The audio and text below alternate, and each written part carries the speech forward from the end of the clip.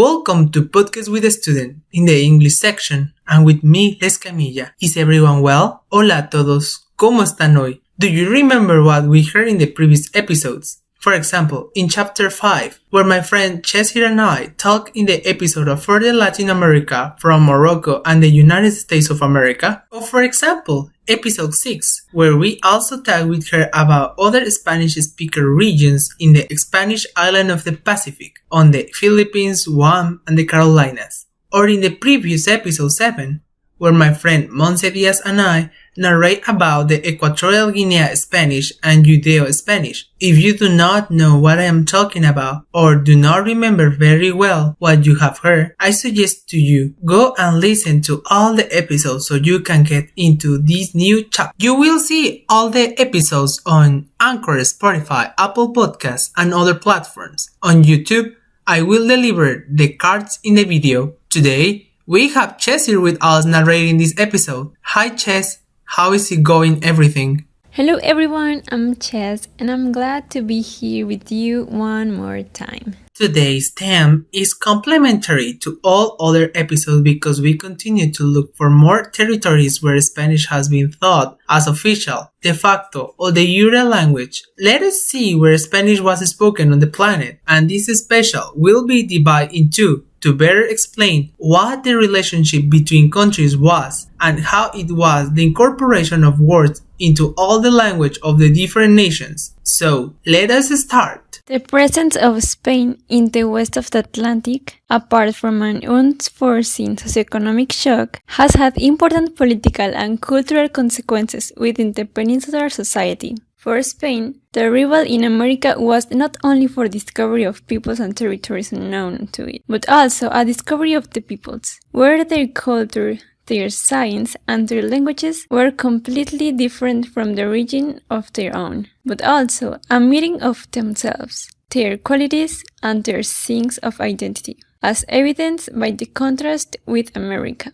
Until 1492, the concerts of Castile and Aragon, soon unified in Spain, turned to the Mediterranean, to North Africa, and in particular to Europe. America, however, caused attention to deviate from a new horizon, although it was not immediately an absolute glimpse. At least in the 16th century, European and Mediterranean affairs remained a priority for the Spanish colony, the first in the politic interest. Finally, for the threat of the army of the great Turkish Empire in a Mare Nostrum share and dispute. European policy was crucial for Charles I of Spain, and remember, Emperor of Germany and Philip II both demonstrated this on different occasions, and both were aware of the importance of language with respect to state issues. In the 16th century, Spain was by no means the greatest democratic power of the old continent. If the Spanish population is between 6 and 7 million inhabitants, while France and Germany have more than double this demographic, not England or the Netherlands,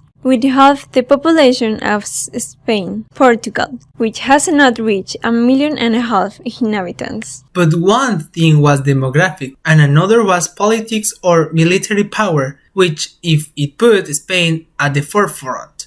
The weight of Spanish politics has helped the Castilian language to increase its presence in Europe, while promoting the incorporation of European language elements into Spanish. Charles V's legacy was immense. According to the sources consulted, the king received a quadruple inheritance from his grandparents. First, by his paternal grandfather Maximilian, the property of the Austrian house in Germany, Austria, Styria, Carinthia, Carniola, Tyrol, and Sundgau, apart from other minor territories and rights over the Duchy of Milan. Secondly, on the side of his paternal grandmother, Mary, the territories of Burgundy, namely Holland, Flanders, Artois, Brabant, Luxembourg, County of Franchisson, and the Duchy of Burgundy, cause of dispute with France.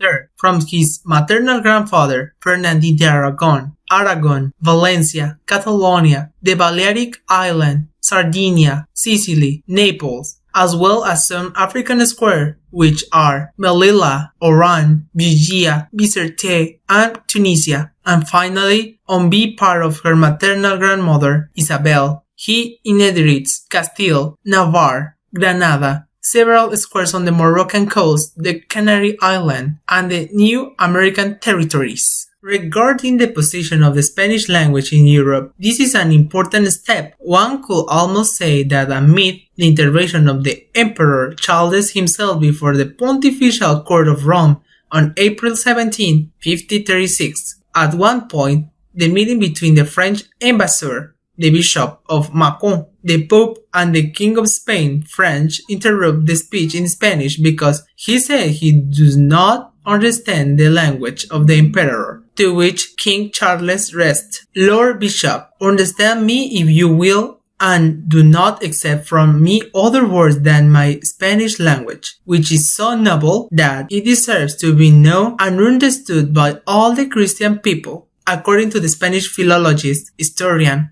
folklorist, and medievalist Ramón Menéndez Pidal, interpret this verbal expression as a proclamation of the Spanish language as the common language of the Christianity and as the official language of diplomacy. However, this anecdote, repeated 1,000 times, blurs other aspects of the presence of Spanish in Europe, which has been established long before such solemn proclamation. The prestige of Spain in Europe in the 16th and 17th centuries began politically and ended in fashion, but it affected the unavoidable language, the influence of Spain, and was specified in England, France, Italy, the Netherlands, and Portugal. In each place, it has acquired different nuances, but in all the common traits are observed, which end with a greater appreciation of the Spanish or Spanish language. It is obvious that the mere foreign interest in a language does not directly influence its history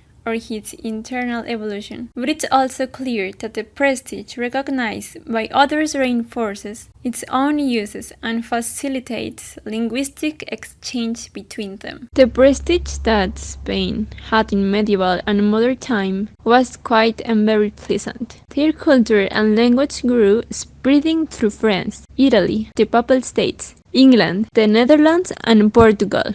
Thanks to the fact that King Charles V inherited many lands from his grandparents, Spanish succeeded in consolidating itself as a language, culture, and presence in all the states, in addition to the new colony territories in America such as the New Spain, New Granada, Peru, and the Rio de la Plata, in turns like squares in Africa like Melilla. Did you know where Spanish was established as a language? Did you know the myth of the king where proclaimed Spanish as the language of God and of the Christian people? Did you know all the influence of the Spanish crown in Europe and Africa? Much of this information I took from the book The Wonderful History of Spanish, written by Francisco Moreno Fernández and published by the Instituto Cervantes y Espasa. In addition, other sources we consult, such as Spanish 302, in the subject territories inherited by Charles V in Europe and the Mediterranean, as well as the newspaper El País, in the note of History of a Rivalry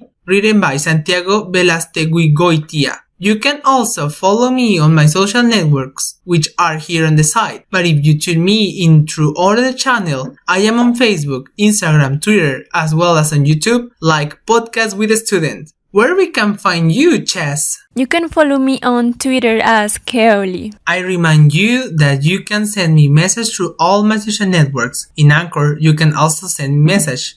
And if you watch me on YouTube or Instagram, leave your comments below to receive comments and answers of the question asked. See you later! Bye, see you soon, and remember to stay tuned.